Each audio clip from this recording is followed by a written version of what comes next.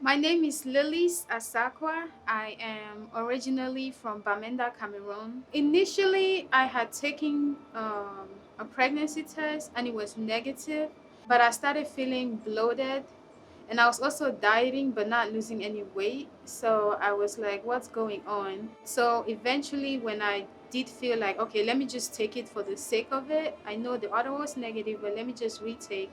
I took the home pregnancy test and it was positive. I'm terrified. My test is positive. It was a range of emotions. For one, I was frightened because, for one, I've never pictured myself being a mom. Another big fear was I and her dad were separated at the time.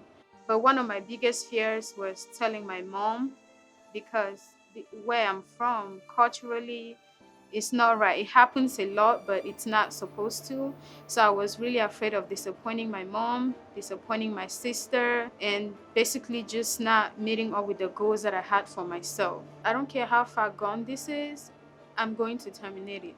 I called, I scheduled an appointment. They did an ultrasound and they were like, it's 19 weeks. And they said, we cannot do the abortion here because it's too far gone for this facility.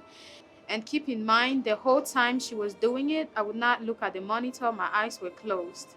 I didn't want to have anything to do with it, any memories of it. So my eyes were closed. I would Google abortion centers in Maryland, and somehow Rockville Women's Center came. And I went on the website, and they clearly stated we don't do abortions. I'm like, so what do you guys do? And why did you pop up when I searched for abortion centers? So I called and I spoke with one of the ladies there. I scheduled an appointment. The lady who came and took me, we went inside another room that is very small, very cozy. And she was sitting, I was sitting across from her. And we just started talking about the whole pregnancy thing. And she asked me to list what my fears were. Not necessarily write down, just tell her what my fears were, because I told her I wanted to have an abortion because of fear. So I listed my fears and she listened very attentively. And then she said, well, it sounds to me that everything you're afraid of has nothing to do with you, it's about everybody else. And she gave me a letter. I still have it in my room. She gave me a letter that is from God. And it's basically God saying, when you go astray, you should not run away from Him, and you should come back to Him with your fears and your burden, and He will help you through it. So I just read it, kind of skimmed through it. Then she came back and she was like, so how are you feeling? Any changes with your fears and everything since reading this letter? I said, no, still having an abortion. So I'm like, okay, let's go have the ultrasound. And somehow my peripheral vision kind of saw the monitor. I was like, okay, that looks kind of okay, let me look fully. And I was looking and she was kicking. And then she made me listen to her heartbeat, and that was the moment when I was like, wow, this is a real baby, this is a real human being. She has a heart. Like, that moment for me was like very monumental, that today I'm like, wow, I'll never forget the day I actually heard your heartbeat. I think after hearing her heartbeat, I was like, wow, that's a real human being. And it was this moment of shock and surprise that I'm worthy of that, even though that was never something I wanted. In that very moment, I felt the blessing of being able to do it. I was like, wow, that's God's creation inside of me. In that very moment, I told myself, I don't care who I have to face, I don't care what I have to do. I'm keeping this baby, because as excited as I suddenly was and as fearless as I thought I was at that moment, I was just hoping for a lot. I was hoping that everything would be okay with me and her dad. I was hoping that my family would, you know, understand. I was hoping that I would be a good mom. I was hoping that God will forgive me.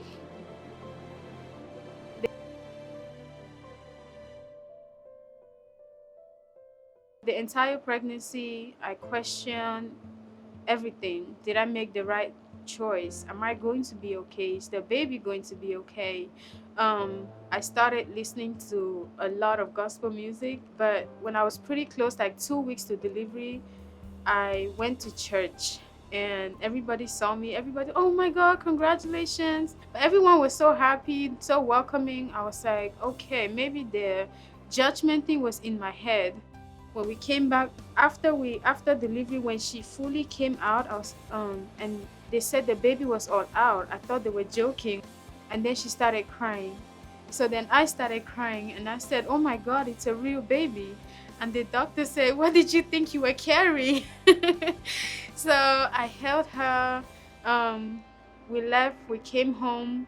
Ever since then, everything has been better than I thought it would be. As far as everything that I was worried about, God went way ahead of me, took care of it. Everything was aligning itself. God took away all those worries. He took care of everything. Even today, I'm like, wow, I've been a mom for 7 months. Still getting used to being called mom, but but I'm getting used to it. I'm adjusting, and she really likes me. I named her Genesis because Genesis for us Christians, that's the beginning of the world.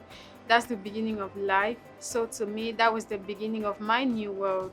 She's the beginning of my new life. That's why I named her Genesis. She was the beginning of a new me. So when I came to Rockville Women's Center, they welcomed me. They made me feel at home. They just understood the story before I even had to start talking about the story. They just made me feel really welcome and felt safe to share my story with them. And the information that they gave me was what influenced my decision, um, to just make me feel like there's hope, and I had to choose hope over fear. So I hope that if there's ever another woman who is pregnant, regardless of how old she is, regardless of the circumstances, I would recommend they speak to someone in Rockville Women's Center. And you might have friends, you might have family, but sometimes you need a friend outside of your circle, and that's what Rockville Women's Center played to me. They were those friends that I didn't even know I had, and just being there, the information they gave to me, the support, just going to someone and they say, hey, we're supporting any decision you're making, but be aware. So that's why I feel like Rugby Women's Center is really important, and a lot more people should know about it. They offered places for food, clothes. They had clothes there that I could take. It was just so welcoming. They had classes for me to take as a new terrified mom. Everything was there that I could have possibly needed or asked for. So I'm so grateful. I would never stop telling this story. My daughter will grow up and she will hear about this story. I'm really so grateful. I don't know how to express it. I'm really grateful to Rockville Women's Center and all the staff that work there. I'm just grateful.